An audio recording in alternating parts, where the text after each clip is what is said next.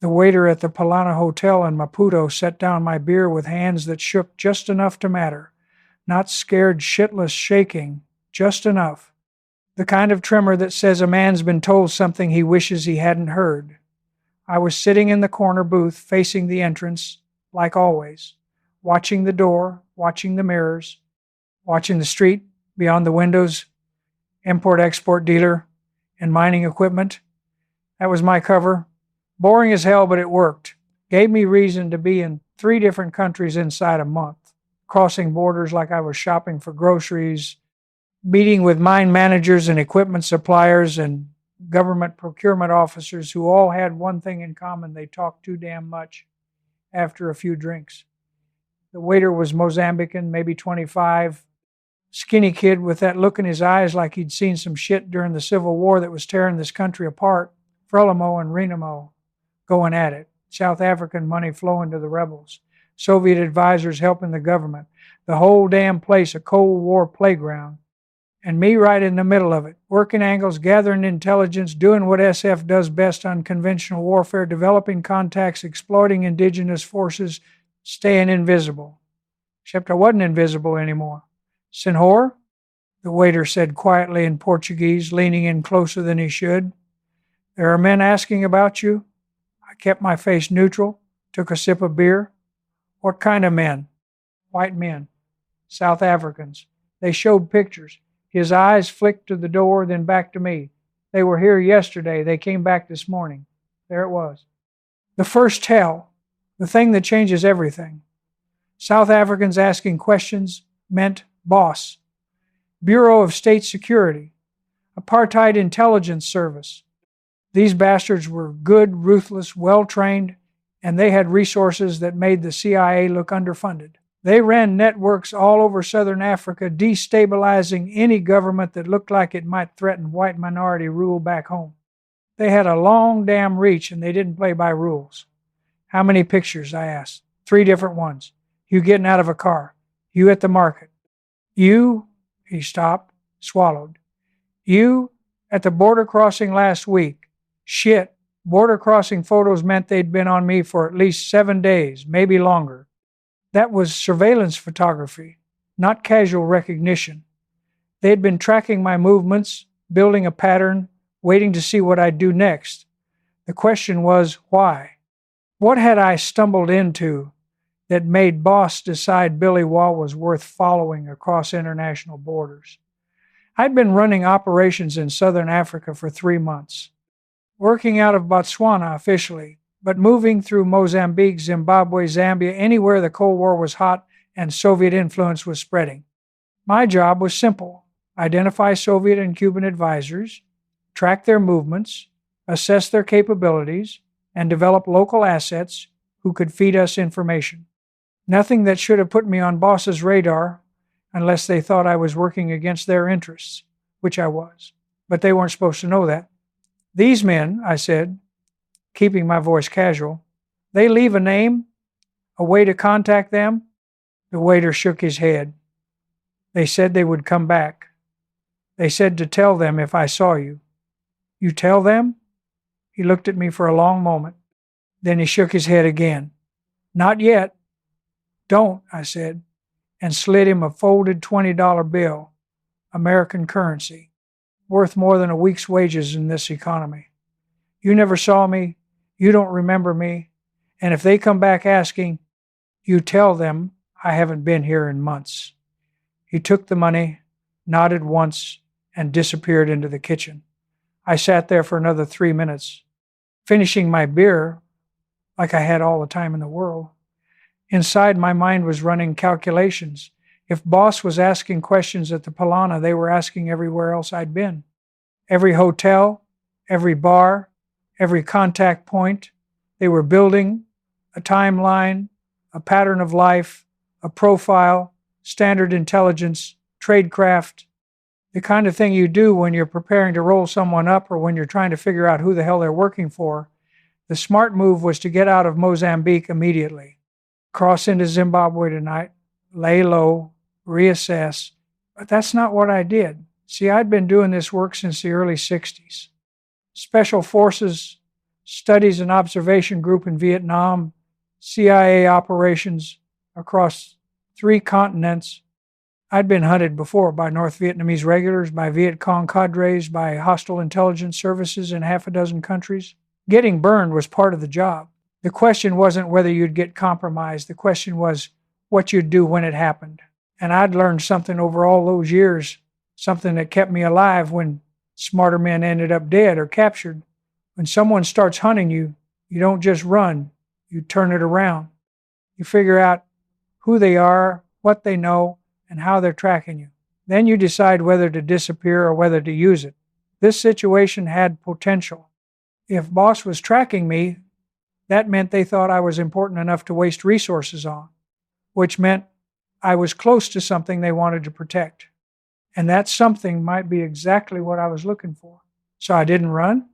I paid my bill, walked out of the Polana like I didn't have a care in the world, and headed back to my hotel room to start figuring out how deep in the shit I really was. By 9 o'clock that night, I'd confirmed what I suspected. Boss wasn't just asking questions in Maputo. They were asking questions everywhere. I called 3 of my contacts using the hotel phone, dangerous as hell, but necessary. A mine equipment supplier in Bulawayo, a Portuguese businessman in Beira, a Zambian government clerk I'd been developing in Lusaka. Same story from all 3. White South Africans asking about the American who dealt in mining equipment, showing photographs, offering money for information. That told me 2 things. First, they had serious resources committed to this. You don't run a 3-country surveillance operation with photo reconnaissance unless you've got budget and manpower to burn. Second, they were operating openly, not covertly. They wanted people to know they were looking for me. That was psychological warfare. They wanted me to know I was being hunted, wanted me rattled, wanted me to make mistakes. I've made plenty of mistakes in my life, but getting rattled ain't one of them. I sat in my hotel room with a bottle of Mozambican whiskey. It tastes like gasoline, but it works, and started mapping out what they knew versus what they didn't know. Basic intelligence discipline. You make a list, you separate confirmed from suspected, you identify gaps, then you exploit those gaps. What they knew, my cover identity, mining equipment dealer named Bill Warner, my movements, at least 3 border crossings in the past 2 weeks, my hotels, Polana in Maputo, probably the Makels in Harare, maybe the Ridgeway in Lusaka. My physical description, they had photographs, so they knew my face, my build, my age. What they probably didn't know, my real identity and employer, my actual objectives in the region, my contact network beyond the obvious commercial relationships where I'd be next. That last point was the key. If they knew where I was going next, they wouldn't be asking questions at places I'd already been. They'd be waiting for me at the next location. The fact that they were working backwards through my timeline meant they'd lost me somewhere and were trying to pick up the trail. I checked my watch, 9:15. I had a meet scheduled in Zimbabwe tomorrow afternoon, a Cuban advisor who'd gotten himself sideways with his own people and wanted to trade information for safe passage. That meeting was blown now. No way I could show up with boss actively hunting me. The Cuban would smell the surveillance and disappear, or worse, boss would grab him and flip him. I poured another whiskey, lit a cigarette, and started thinking about borders. Southern Africa in the early 80s was a patchwork of Cold War allegiances and regional conflicts. You had apartheid, South Africa and its puppet state, Southwest Africa, what's now Namibia. You had Marxist Angola with its Cuban troops and Soviet advisors. You had Zimbabwe, newly independent and suspicious of everyone. Mozambique with its civil war. Zambia playing both sides. Botswana trying to stay neutral. Every country watching every other country. Every intelligence service running operations across every border. Boss had reach in all of them, but they couldn't operate openly everywhere. In Zimbabwe and Zambia, They had to work carefully. Those governments were hostile to Pretoria. In Mozambique, they had more freedom because they were funding Renamo rebels who were tearing the country apart.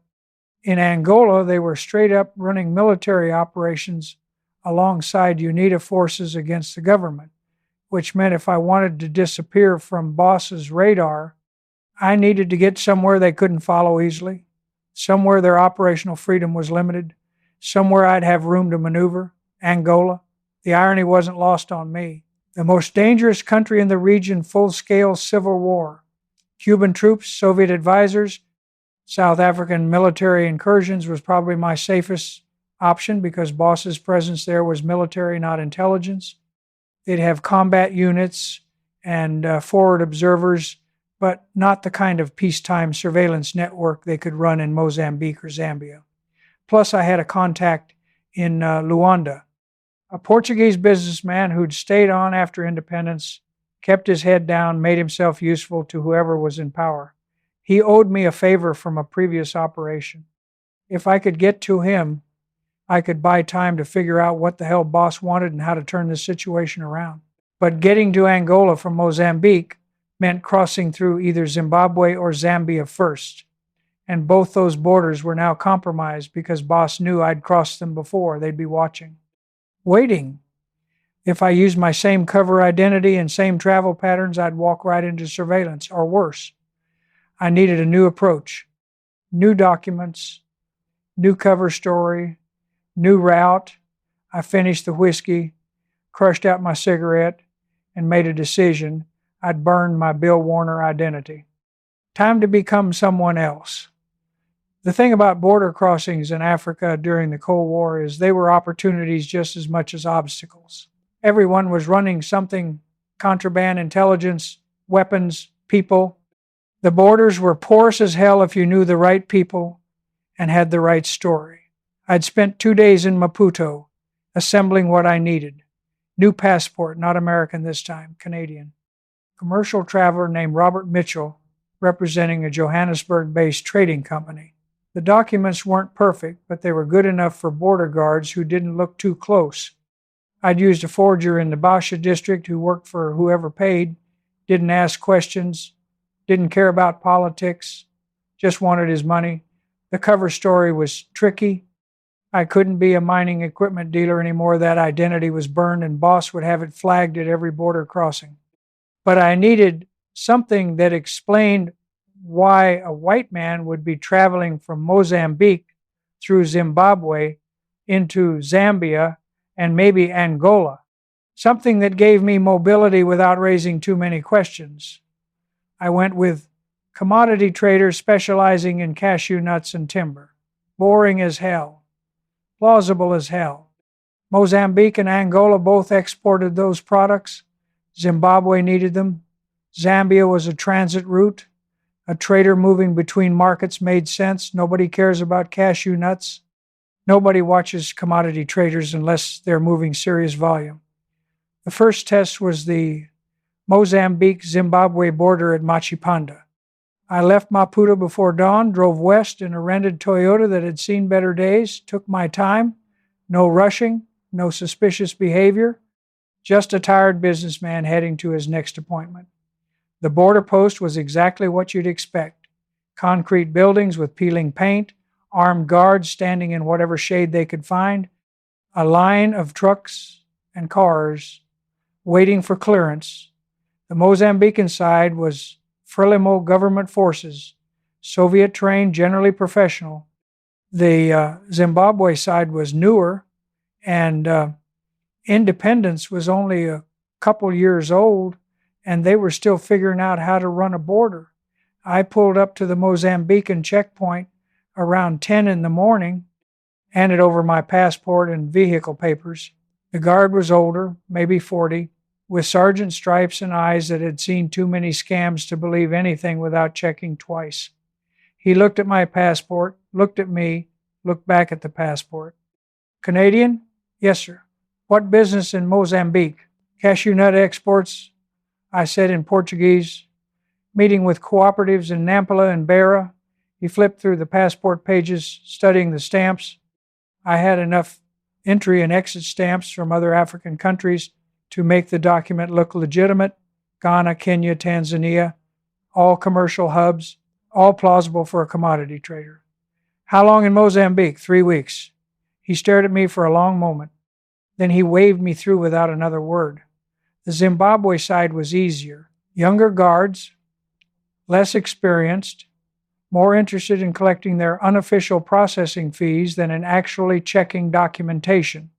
I paid $20 American, got my passport stamped, and rolled into Zimbabwe. First border crossed. No problems. No indication boss was watching this crossing. Yet. But I wasn't stupid enough to think I was clear. The smart play for boss would be to let me cross and pick me up in Zimbabwe where they had better operational freedom. So I didn't go to Harare like they'd expect. Didn't go to any city where they might have surveillance teams waiting. Instead, I headed south toward Bulawayo, then cut east toward the Mozambique border again, then looped north toward the Zambian crossing. Took me 2 days of driving through countryside that looked like the wars had forgotten it existed. Small villages, subsistence farming, people trying to live their lives while governments and intelligence services played their goddamn games overhead. I slept in the Toyota at rural rest stops, ate at roadside stands, kept moving. The Zimbabwe-Zambia border at Chirundu was bigger, more traffic, more scrutiny. This was a major crossing point for commercial freight between southern and central Africa. More guards, more checks, more opportunity for someone to be watching. I waited in line for an hour, watching the guards process each vehicle, looking for anyone who paid too much attention to white travelers, looking for cameras, looking for the patterns that mean surveillance. Nothing obvious, but that didn't mean nothing was there. When my turn came, I handed over my passport to a Zimbabwe immigration officer who looked like he hadn't slept in a week. He stamped me out without a word.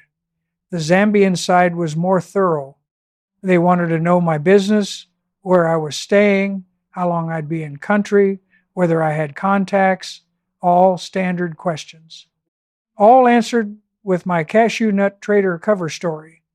The officer studied my face for a long moment. You were in Zambia before? Last month, I said.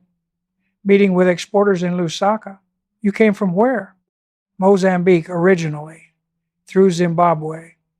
He picked up his phone, old rotary style, probably connected to nothing, and made a show of calling someone. Held the receiver to his ear, nodded at whatever he was pretending to hear.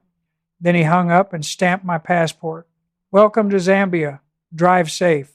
I was through. 2 borders crossed. Still no sign of active pursuit. But I knew better than to relax. Boss didn't give up. If they wanted someone, they kept coming. The question was whether I'd gotten far enough ahead of their information network to buy some breathing room. I drove into Zambia with the afternoon sun glaring through the windshield, heading north toward Lusaka, watching my mirrors for vehicles that stayed too long, checking for the tells that mean you're being followed. Nothing yet, but the night was coming. And in Africa, in the early 80s, the night was when the real hunting started. Lusaka at night looked like every other African capital trying to pretend it wasn't broke. Hotels with lights that worked half the time, streets that turned dark between street lamps, cars that burned oil and ran on hope. The government buildings had power. The wealthy neighborhoods had power. Everyone else made do with candles and kerosene lamps. I checked into a small hotel called the Andrews, 2 stories, cracked plaster, a bar that served warm beer and optimism. Not the kind of place mining equipment dealers or commodity traders usually stayed, which was exactly why I chose it. I paid cash, used my Canadian passport, didn't ask for a receipt. The desk clerk was a Zambian woman, maybe 50, who'd seen enough hustlers and spies and smugglers that nothing surprised her anymore. She handed me a key without asking questions. Phone in the room, I asked. Sometimes it works, she said. Sometimes it doesn't, like everything else. I went upstairs, locked the door, Checked the room for bugs out of habit, even though nobody would waste surveillance equipment on a place like this. Clean. I sat on the bed and tried to figure out my next move.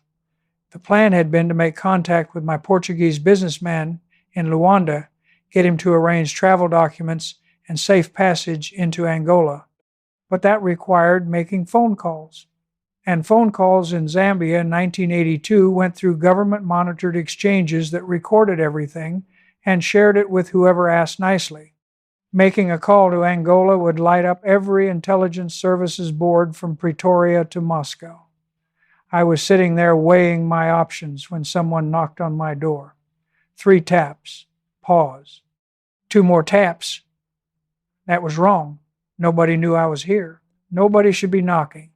I pulled the Browning high power from my bag. Always travel with a weapon if you can. Always know where it is. Always keep it loaded and move to the side of the door. Stood against the wall where I couldn't be shot through the wood. Who is it? Message for Mr. Mitchell, a voice said. Young, male, scared. I waited. If this was boss coming for me, they wouldn't knock. They'd come through the door fast, multiple operators, overwhelming force. If this was local police, same thing. A scared kid delivering a message was something else. I opened the door just enough to see young Zambian, maybe 20, wearing street clothes and holding an envelope. He shoved it at me like it was burning his hand. From the desk, he said. Woman said, give it to the Canadian in room 14. I took the envelope. The kid disappeared down the hall before I could ask questions. I closed the door, locked it, sat back down on the bed, studied the envelope. Plain paper, no markings, sealed with tape. Could be anything. Could be nothing. Could be a bomb if someone wanted me dead badly enough. I opened it carefully. Inside was a single piece of paper with a typewritten message in English. Boss knows Bill Warner. Boss knows Robert Mitchell. Boss knows you crossed at Chirundu yesterday. They have people waiting in Lusaka and at the Angola border. You need to leave Zambia tonight. There is another way. Angola. Ask for Simon at the rail depot. He can get you across. Burn this. No signature, no indication who sent it, but someone knew who I really was, knew my cover identities, knew my movements, and knew boss was hunting me. That was either very good news or very bad news. Either someone inside boss was helping me or someone wanted me to walk into a trap. I read the note 3 more times, memorizing it, then burned it in the bathroom sink with a match and washed the ashes down the drain. Think, analyze, decide. If boss knew about Robert Mitchell, that meant my forger in Maputo had either been compromised or had sold me out. That meant they knew I was in Zambia. They knew I'd crossed at Chirundu. They probably knew I was in Lusaka right now and were positioning assets to grab me. But if they knew all that, why send a warning note? Why not just roll me up? 2 possibilities. First, the note was bait. Someone wanted me to run to Angola, where they'd be waiting. Classic misdirection. Make the target think they're 1 step ahead when really you're herding them into a kill box. Second, the note was legitimate. Someone with access to boss intelligence, maybe a Zambian intelligence officer, maybe a compromised boss asset, maybe a third party with their own agenda wanted me out of Lusaka before boss could grab me. Maybe they had their own reasons. Maybe they wanted me to owe them. Maybe they just didn't like boss operating on their territory. Either way, staying in Lusaka was suicide. If boss had people waiting, I'd be compromised within hours. If they didn't, I still had no clear path to Angola. The note at least gave me a direction. Angola Rail Depot. Someone named Simon. I packed my bag in 3 minutes, left the hotel through the back exit without checking out, got in the Toyota and started driving north. Didn't stop for fuel, didn't stop for food, just drove. Put distance between me and whatever boss had waiting in Lusaka. Angola was 200 miles north, near the Copper Belt region, where Zambia mined the ore that kept its economy limping along. It was also close to the Zaire border, what's now the Democratic Republic of Congo, and the Angola border beyond that. Rail lines ran through there carrying copper to ports on the Atlantic coast. Those rail lines crossed international borders without the same scrutiny as roads. If you knew the right people, you could ride those rails into countries where border guards never saw your passport.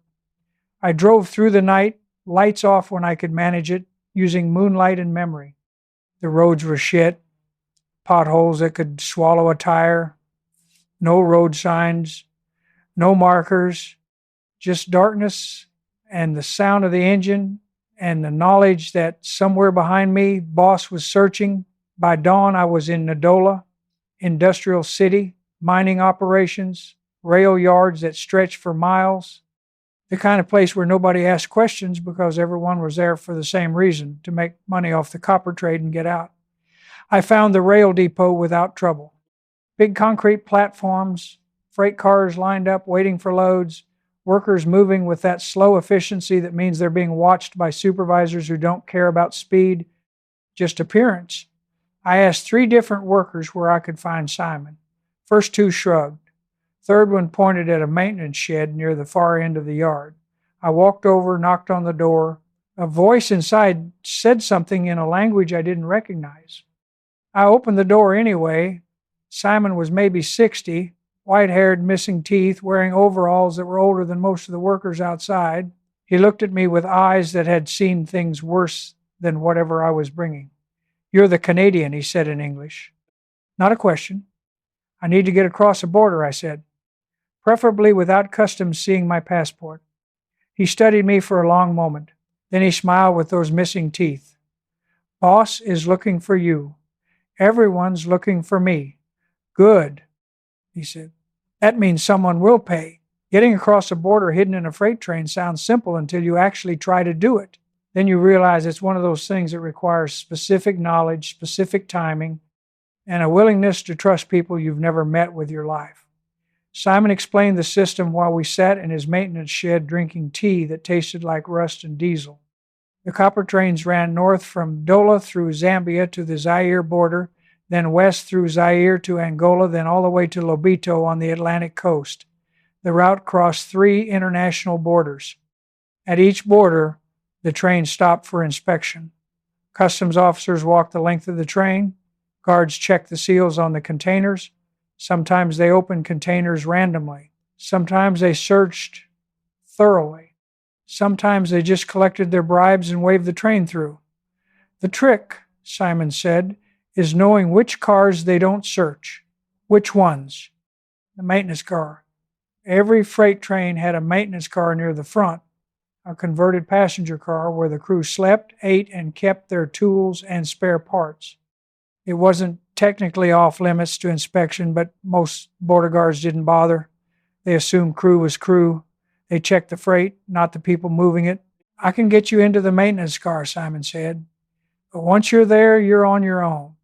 The crew doesn't care who rides along as long as you don't cause trouble. But if customs finds you, the crew will turn you over immediately. They're not risking their jobs for a stranger." "How much?" I asked. $500 American. That was steep, but arguing about price when you're running from intelligence services is stupid. I pulled out my cash roll. I always traveled with at least 2,000 in American currency hidden in different locations and counted out 500s. Simon pocketed the money without counting it. "Train leaves at 3 this afternoon. Be at the north loading platform. Wear work clothes. Carry a toolbox. Look like you belong. When the crew gets on, follow them.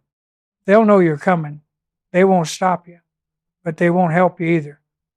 "What about the borders?" I asked. "Zaire crossing is easy. Guards are lazy. They take their money and forget you exist. Angola crossing is harder. MPLA government, Cuban advisors, they're paranoid about South African infiltration. If they search and find you without proper documents, they'll assume you're boss and shoot you. Great. Don't worry," Simon said, smiling that gap-toothed smile. "Probably they won't search. Probably. The word that gets you killed in this business. I spent the next 4 hours in that maintenance shed cleaning my weapon, checking my documents, rehearsing my cover story. If I got caught, Robert Mitchell, the Canadian commodity trader, wouldn't hold up to serious questioning. But I had one backup identity, older passport, British, different name that might work if I needed it. The key was not needing it. At 2:45, I changed into work clothes I'd bought at a local market, faded blue coveralls, heavy boots, a canvas jacket, grabbed a toolbox from Simon's shed. He charged me another $50 for it and filled it with random tools that looked legitimate. Wrenches, screwdrivers, a hammer, some electrical wire, enough to pass a quick glance. The loading platform was chaos. Workers loading freight containers onto flat cars, supervisors shouting, forklifts moving crates. The locomotive sitting at the front, diesel engine already running, black smoke drifting from the exhaust stack. The maintenance car was right behind the locomotive. Painted green, windows covered with metal mesh, door open. I watched from behind a stack of cargo crates, waiting. The crew showed up around 3:05. 4 men, all Zambian, all wearing similar work clothes. They walked up to the maintenance car like they owned the goddamn train, which I suppose they did. I waited until they were inside, counted to 10, then walked over like I had every right to be there. Climbed the steps, stepped into the car. It was dark inside, windows were covered, only light came from a few overhead bulbs. Smelled like diesel and sweat and old coffee. 4 bunks along one wall. Small table bolted to the floor. Toolboxes stacked in the corner. The crew looked at me, nobody said anything. I found an empty corner near the toolboxes, set down my own box, sat on the floor. Still, nobody said anything. The train started moving at 3:30. Slow at first, just the locomotive pulling against the weight of all those freight cars behind us, then faster. We rolled north out of Angola, picking up speed, heading toward Zaire and whatever was waiting at the border. I sat there in the dark maintenance car, surrounded by men who didn't want to know my name or my story, and thought about all the ways this could go wrong. If Boss had people at the Zaire border watching trains, I was done. If the Zaire customs decided to do a thorough search, I was done. If the crew decided I was too much risk and turned me over, I was done. But here's the thing about situations like this. Worrying doesn't change the outcome. You make your move. You commit. You see what happens. Worrying just makes the wait worse. So I didn't worry. I sat in that dark car, listening to the rhythm of the wheels on the rails, watching the crew play cards at their table, and waited to see if I'd make it across the first border or end up in a Zaire jail cell explaining to some suspicious colonel why a Canadian commodity trader was sneaking across borders in a freight train. The train rolled on. The sun set. The crew ignored me. And somewhere behind us, Boss was still searching. The train stopped at the Zaire border around 9 o'clock at night.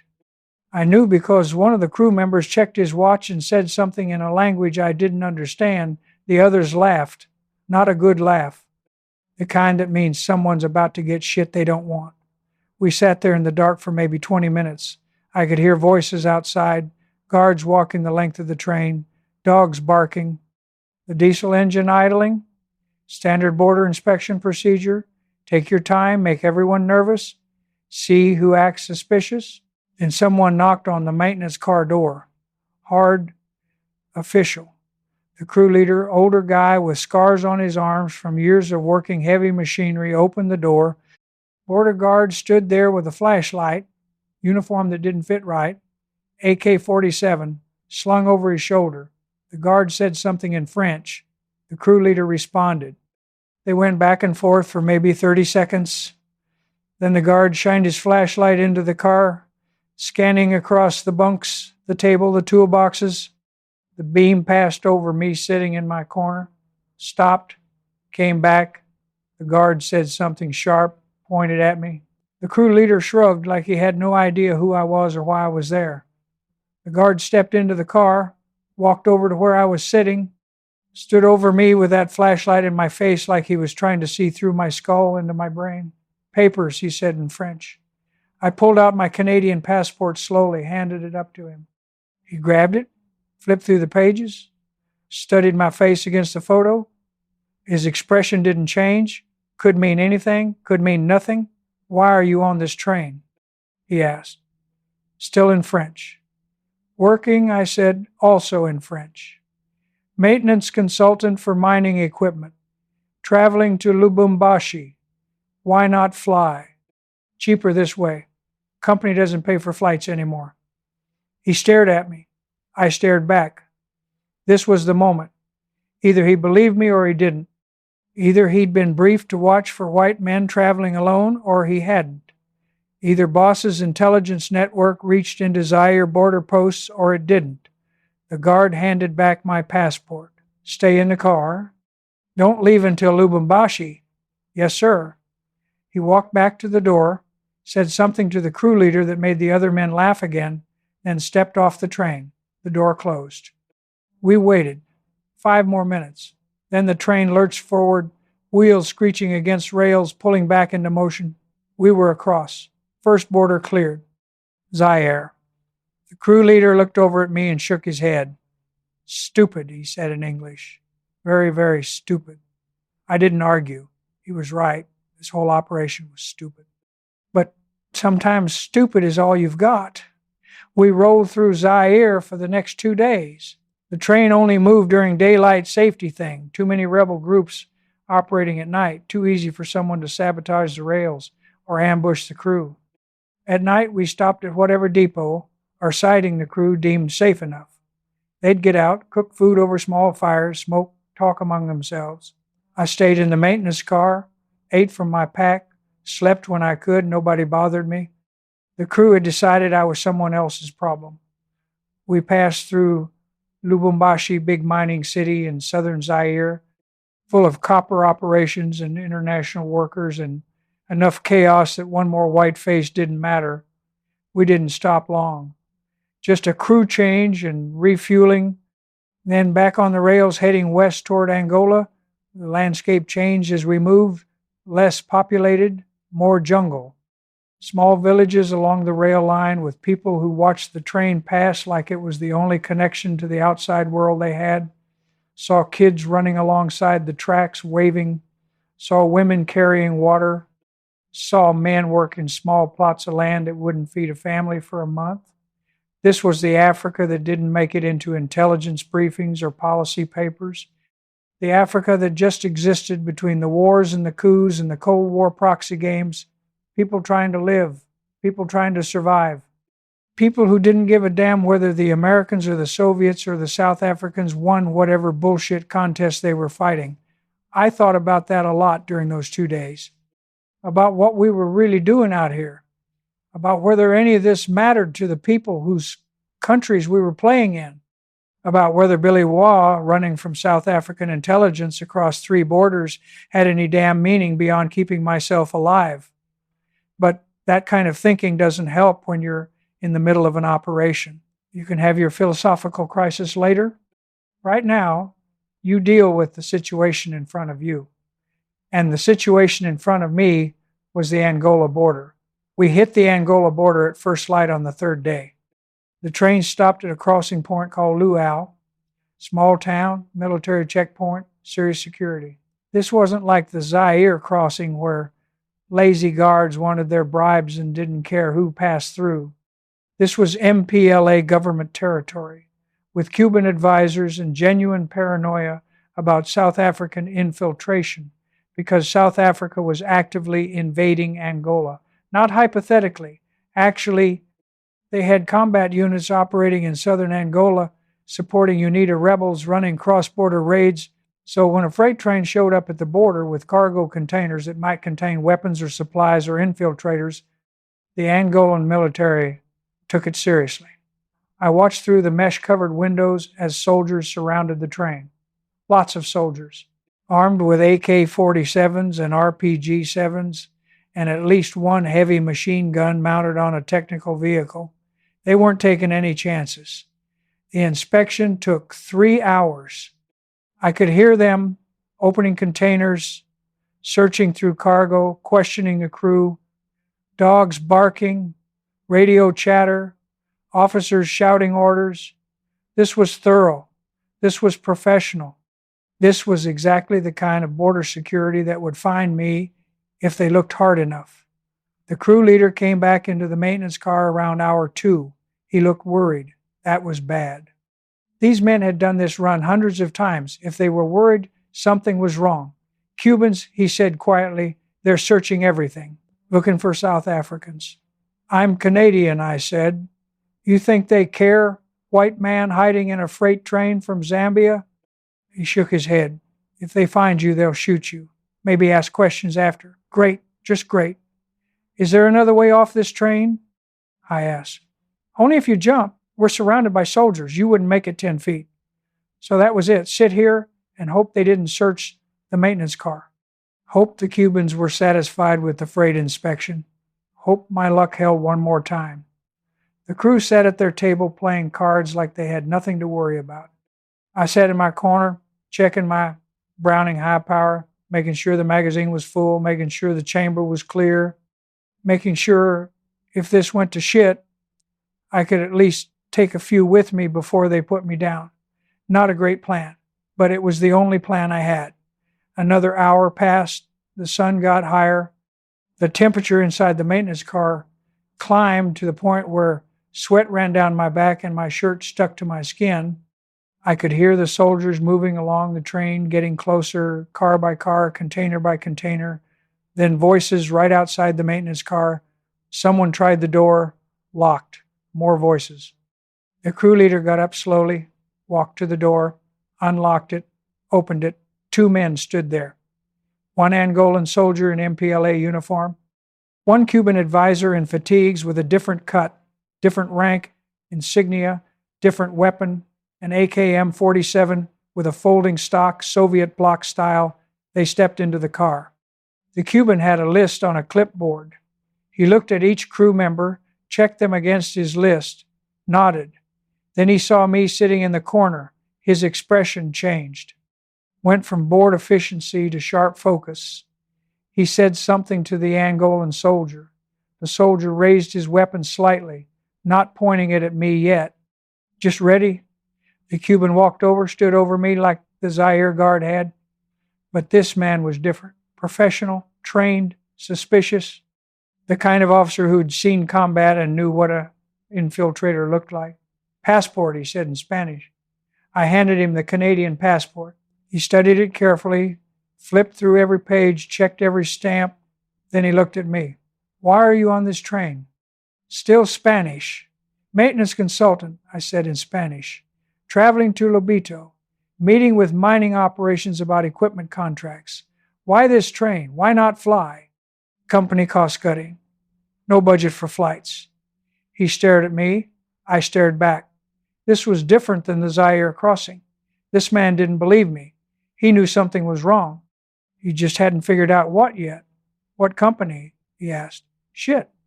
I hadn't prepared a specific company name for this cover. Mistake. Basic tradecraft failure. I'd been so focused on getting across borders I hadn't layered the cover story deep enough. Transglobal mining consultants. I said, inventing it on the spot. Out of Toronto. Never heard of them. Small firm. Specialized work. Show me your business documents, contracts, letters of introduction. Double shit. I didn't have any.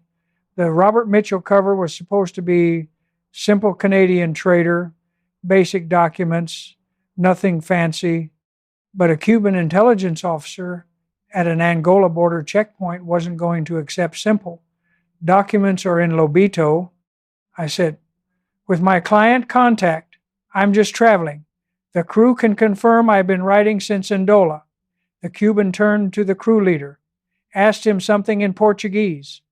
The crew leader responded, shrugged, said he didn't know anything about me except I paid to ride along. The Cuban turned back to me. Stand up. I stood slowly. He was shorter than me by 3 inches. But he had the gun, and the soldier behind him, and about 50 more soldiers outside. Empty your pockets. Everything on the floor. I pulled out what I had. Wallet with Canadian driver's license and credit cards, small amount of Zaire currency, a pen, a notebook with some fake business notes I'd written in case someone checked, no weapon. I'd hidden the Browning in the toolbox. He went through everything methodically, checked the credit cards against the passport name, flipped through the notebook reading my fake notes about copper prices and equipment specifications, studied the Canadian driver's license like it was written in code.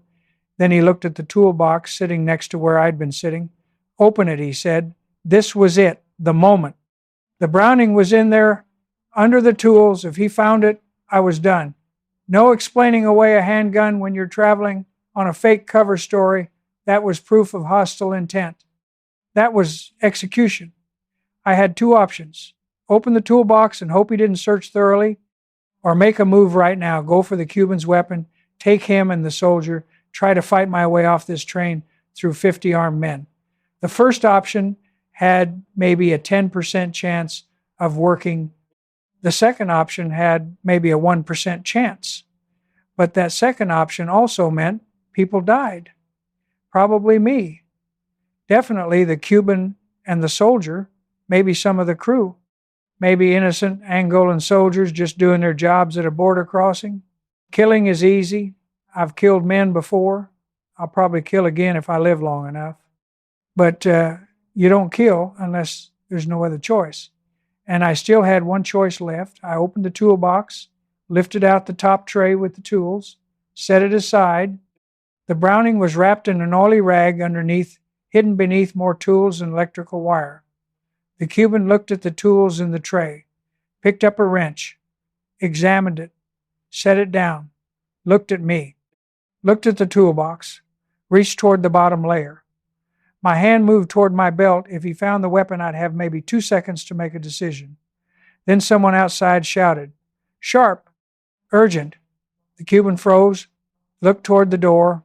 The Angolan soldier stepped out, called back in Portuguese. The Cuban grabbed my passport, shoved it in his pocket, and followed him out.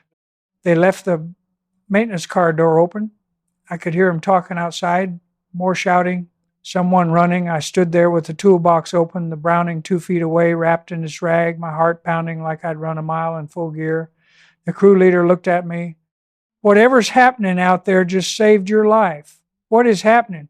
He walked to the door, looked out, came back, radio message. Something about a South African raiding party crossing the border 20 kilometers south. They're mobilizing units. They're pulling security off the train to respond. My passport. Forget your passport. When they leave, you leave. This train's moving in 10 minutes, whether they've finished inspection or not. The crew's orders are to get the cargo to Libido, regardless of border security. So we're leaving. The Cuban took my, "You have any other documents?" I had my backup British passport, emergency use only, but emergency was now. Yes. Then you're someone else now. Canadian contractor named Robert Mitchell just disappeared. Whoever you become next, don't come back to this train. Get off at the first stop inside Angola and disappear. The locomotive engine revved. Someone outside shouted orders. I could hear vehicles starting, soldiers moving. The security response was falling apart because they had an actual military crisis happening 20 kilometers away. Sometimes you get lucky. Sometimes the shit that's trying to kill you gets distracted by other shit that's trying to kill someone else. I grabbed the Browning from the toolbox, shoved it in my waistband under my jacket, grabbed my pack, and waited. The train lurched forward, started moving. Slow at first, then faster. We crossed into Angola without anyone stopping us, without completing the inspection, without the Cuban officer coming back to finish questioning me. I was across third border inside Angola without proper documents, with boss still hunting me somewhere behind, with a Cuban intelligence officer who'd remember my face if we ever crossed paths again. But I was alive. I was moving. And sometimes that's all you get. The train stopped at a small depot called Luina, about 2 hours inside Angola. The crew leader came over to where I was sitting and said one word: out. I grabbed my pack and my toolbox and stepped off the train into dust and heat and a town that looked like the war hadn't quite decided whether to come here yet. Small buildings, market stalls, people moving carefully like they knew everything could change in a heartbeat. I watched the train pull away, heading west toward Lobito and the Atlantic coast, carrying copper and cargo and a crew who'd probably forget I existed by the time they reached the ocean. I needed to make contact with my Portuguese businessman in Luanda, but I had no passport to Cuba and had taken my Canadian documents, and I couldn't risk using the British backup yet, and no way to travel openly. Boss was still out there somewhere. The Cuban officer would report the suspicious Canadian contractor. Word would spread. I found a market vendor selling communication services, radio telephone connections for a fee, paid him in American dollars, made a call to a number in Luanda I'd memorized months ago. Long distance connection took 20 minutes to establish. When the voice finally answered, I said 3 words in Portuguese. Need extraction? Luina? 2 days, the voice said. Then disconnected. 2 days. I had to stay invisible in a war-zone town for 2 days while various intelligence services and military forces looked for me. I'd done harder things, but not many. I found a rooming house run by a woman who asked no questions and accepted American currency. Stayed in a room with no windows and a door that locked from the inside. Ate food I bought from street vendors. Didn't talk to anyone. Just waited. The Portuguese businessman showed up on the second day driving a truck with Angolan government plates and carrying papers that said I was a maintenance technician being transferred to Luanda for equipment repair. Work. Not a great cover. But in a country at war, nobody checked too carefully. We drove to Luanda without incident. He set me up in a house he owned in the city's safe location. No official record, no questions. I stayed there for a week while he arranged new documents and transport out of Angola. During that week, I had time to think about what had happened, about why Boss had been tracking me so aggressively, about what I'd stumbled into that made South African intelligence commit resources to hunting one American operator across 3 countries. The answer, I figured out eventually, was that I'd gotten too close to something they wanted to protect, probably their support network for UNITA rebels, probably their infiltration routes into Angola, probably their intelligence collection on Cuban and Soviet advisors. I'd been doing my job, gathering information, developing sources, mapping enemy capabilities, and I'd done it well enough that Boss noticed. They wanted to know who I worked for, what I knew, who my contacts were, whether I was CIA or military intelligence or something else. And they were willing to chase me across borders to find out. But I'd gotten away. Not cleanly, not perfectly, but away. The Portuguese businessman eventually got me on a cargo flight out of Luanda to Kinshasa, then another flight to Nairobi, then finally back to friendly territory where I could report in and explain to my handlers why their operator had gone dark for 2 weeks while running from apartheid intelligence across half of southern Africa. They weren't happy. Compromised, covers, blown operations, lost contacts, but they weren't surprised either. This was the work. This was the risk. You operated in denied areas against hostile services, and sometimes you got burned. The question was whether you survived and what you learned. I survived, and what I learned was this. Boss was good, professional, well-resourced. They had reach across multiple countries, and they didn't quit once they started hunting. If I'd made different choices, if I'd run instead of maneuvering, if I'd used predictable routes, if I'd panicked, they would have rolled me up. But I didn't panic. I moved laterally across their information network. I used terrain and timing and a little bit of luck. I trusted my training and my instincts, and I made it out. So here's what I learned from being hunted across 3 borders by South African intelligence during the height of the Cold War and apartheid. First, when you get burned, don't just run. think, analyze, figure out what they know versus what they think they know. Use that gap. I could have gotten on a plane out of Maputo the moment that waiter warned me, but I would have been running blind. Instead, I took time to understand the pattern. That analysis saved me. Second, borders are negotiable if you know the system. Every crossing point has protocols, has corruption, has gaps. The official way is always watched.